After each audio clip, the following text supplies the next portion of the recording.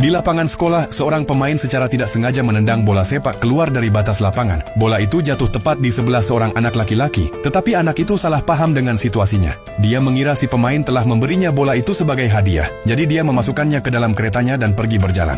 Pemain itu mengeluh kepada pelatih, tetapi pelatih hanya tersenyum dan tidak menghentikan anak itu. Sebenarnya anak itu memiliki disabilitas mental. Ia sering berjalan-jalan di jalan dengan membawa kereta dorong. Keesokan harinya, anak itu menjadi korban balas dendam dari para pemain. Mereka mengurungnya di dalam gudang dan melempari pintunya dengan bola sepak. Pelatih segera berlari ke tempat itu, membuka pintu, dan melihat anak itu terikat dan menangis di sudut.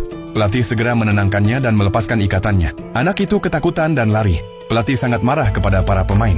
2 hari kemudian anak itu kembali ke lapangan membawa bola. Pelatih menghentikannya dan ingin meminta maaf.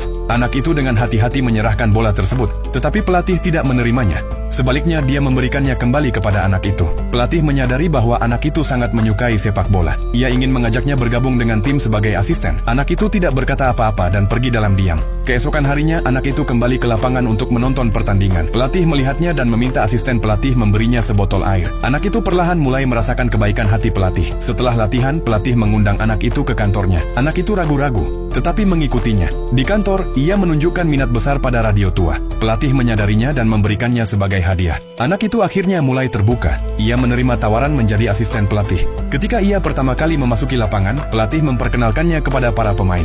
Anak itu bekerja keras dan membantu sebisanya, tetapi para pemain masih mengejeknya. Anak itu tidak pernah menyimpan dendam. Segera tiba waktunya pertandingan sungguhan. Para pemain sangat tegang dan kalah di babak pertama. Anak itu mencoba menyemangati mereka dengan berbagai cara, dan memberi mereka kata-kata penyemangat. Secara mengejutkan mereka memenangkan babak kedua. Setelah pertandingan itu, anak itu dijuluki sebagai maskot keberuntungan tim. Namun kemudian muncul komentar-komentar buruk. Orang-orang menyebutnya bodoh dan mengatakan tim hanya menggunakannya untuk mencari perhatian. Pelatih tidak peduli. Keesokan harinya, dia tetap mengantar anak itu pulang tepat waktu. Ia kemudian mengunjungi ibu anak itu dan bertanya tentang kondisinya. Sang ibu berkata bahwa anaknya tidak memiliki penyakit apapun, hanya perkembangan mental yang lambat.